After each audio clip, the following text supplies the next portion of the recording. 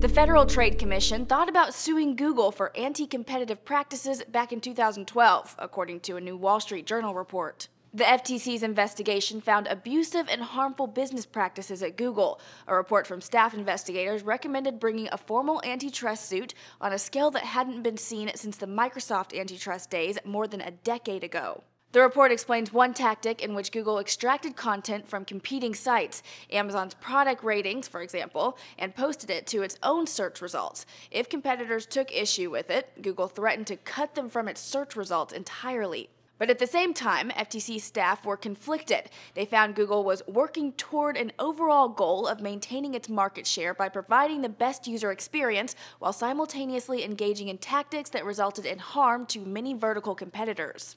In the end, Commission members unanimously voted not to sue, and in 2013, Google committed to minor changes in the way it handles competing search results.